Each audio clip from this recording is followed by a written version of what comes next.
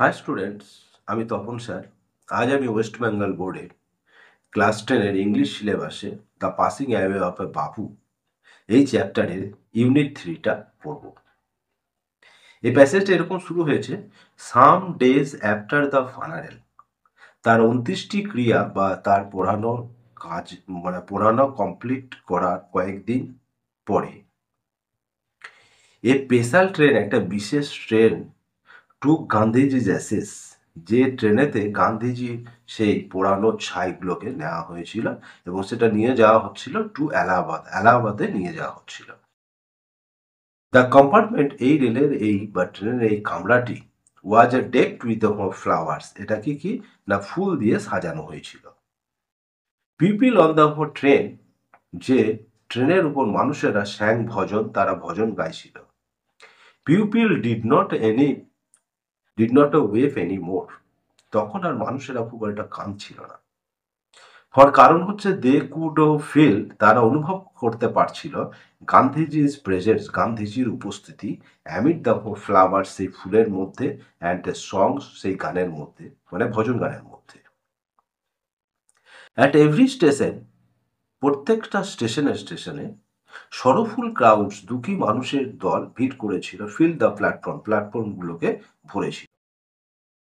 Amid song and prayer, সেই গান এবং প্রার্থনার মধ্যে দিয়ে দ্য ট্রেন রিচড এলাহাবাদ, ট্রেনটি এলাহাবাদে পৌঁছায়। দ্য অ্যাসেস ওয়ার ইমার্স, এবং সেই ছাইগুলোকে বিসর্জন দেওয়া হলো ইন দ্য গ্যাঞ্জেস, গঙ্গায়। Where where a huge crowd had a gathered, যেখানে প্রচুর জনতা ভিড় জমেছিল, অ্যাট দ্য ব্যাঙ্ক, সেই গঙ্গার তীরে। আফটারওয়ার্ডস, এরপরে, we all went back to Delhi, আমরা সবাই দিল্লিতে ফিরে গেলাম। তাহলে এখানকার বিষয়বস্তুটা কি, যে তার 29টি ক্রিয়ার কয়েকদিন পরে একটা বিশেষ ট্রেনে করে সেই তার পুরানো ছাইগুলোকে নিয়ে এলাহাবাদে যাওয়া হচ্ছিল এবং ট্রেনের একটা বিশেষ কামরায় তার সেই ছাইগুলোকে রেখে সেগুলোকে, সেই কামরাটা ফুল দিয়ে সাজানো হয়েছিল এবং তার মধ্যে মানুষেরা সব ভজন গান গাইছিল। তখন আর মানুষেরা খুব একটা কাঁদছিল না, কারণ তারা যেন গান্ধীজির উপস্থিতি অনুভব করতে পারছিল সেই ফুল এবং গানের মধ্যে। এবং প্রত্যেকটা স্টেশনে স্টেশনে দেখা যাচ্ছিল যে দুঃখী মানুষেরা ভরে গেছে সব প্ল্যাটফর্মের উপর এই দৃশ্যটি দেখার জন্য।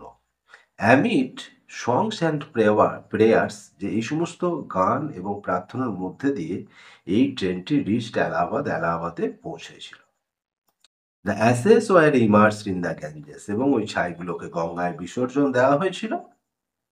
হোয়ার a huge crowd had gathered at the bank, যেখানে প্রচুর জনতা সেই গঙ্গার তীরে জমায়েত হয়েছিল বা জড়ো হয়েছিল। আফটারওয়ার্ডস, কিছু পরে, we all went back to Delhi, আমরা সবাই দিল্লিতে ফিরে গেলাম। তাহলে এই কয় লাইনের মানেটা মোটামুটি ক্লিয়ার হয়েছে আমি আশা করি।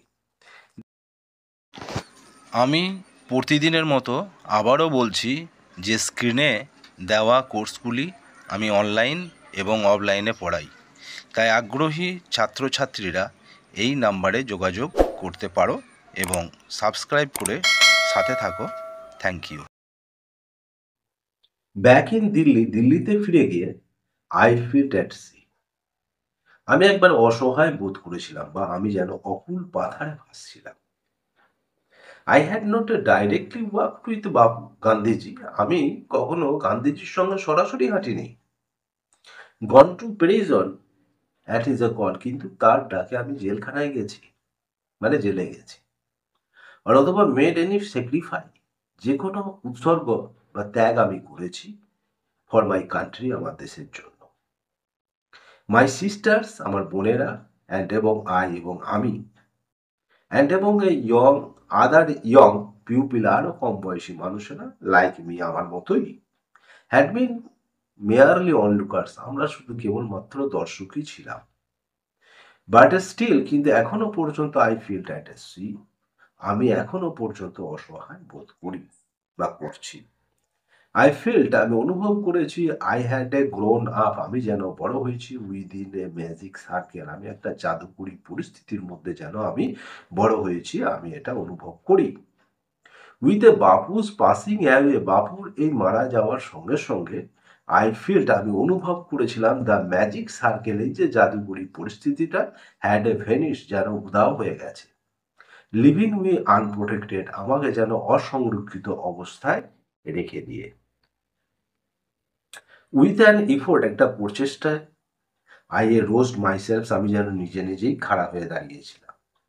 আই আস্কড মাইসেলফ, আমি যেন নিজেকে প্রশ্ন করেছিলাম, হ্যাড এ বাপু লিভড, বাবু কি চিরদিন বাঁচবে? অ্যান্ড ও ডায়েট ফর নাথিং, সে কি কোনো কিছুর জন্য মারা যেতে পারে না? অবশ্যই মারা যেতে পারে।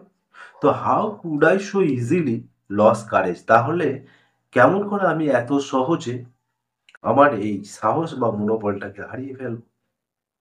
When he was no longer দেয়ার, যখন সে আর এখানে নেই, তাহলে তখন আমি এত সহজে কেন আমি এটা হার মেনে নেবো বা আমি আমার সাহসটাকে হারিয়ে ফেলবো? মাই ভ্যালুস ও ওয়্যার নট সো উইক, আমার মূল্য এত কমজোর নয় বা এত কম নয়। Millions of people, lakh lakh মানুষেরা উড হ্যাভ বিন অর্ডিনারি ফক, তারা সাধারণ জনতা, বাট ফর বাপু, কিন্তু তারা সবাই বাপুর জন্যই ছিল। He brought them out of indifferent, সে এনেছিল তাদেরকে অপৃতকতার মধ্যে, মানে তারা সবাই একই অনুভব করছিল এটা। অ্যান্ড এবং অ্যাওয়াকেন দেন, তাদেরকে জাগিয়ে তুলেছিল টু ওয়ান অ্যানাদার সাফারিং, একে অপরের দুঃখ কষ্টে সামিল হতে। What if now Bapu is গন, বাপু যদি এখন চলেই গিয়ে থাকে, তাহলে এখন কি হবে? উই ওয়ার স্টিল দেয়ার, আমরা তো এখনো সেখানে আছি। ইয়ং আছি আমরা, স্ট্রং আছি শক্তিশালী আছি, অ্যান্ড এবং প্রাউড টু বেয়ার, খুব গর্বের সঙ্গে আমরা বহন করি হিজ এ ব্যানার, তার পতাকা বিফোর আস, আমাদের সামনে। বাপু হ্যাড এ পাস্ট, বাপু মারা গেছে, বাট হিজ ইন্ডিয়া, তার ভারতবর্ষ উড কন্টিনিউ টু লিভ, এখনো একটানা বেঁচে আছে বা জীবিত আছে, ইন হিজ এ চিলড্রেন, তার বাচ্চাদের মধ্যেই। আমি আশা করি এখানকার বিষয়বস্তুটা মোটামুটি ক্লিয়ার হয়ে গেছে।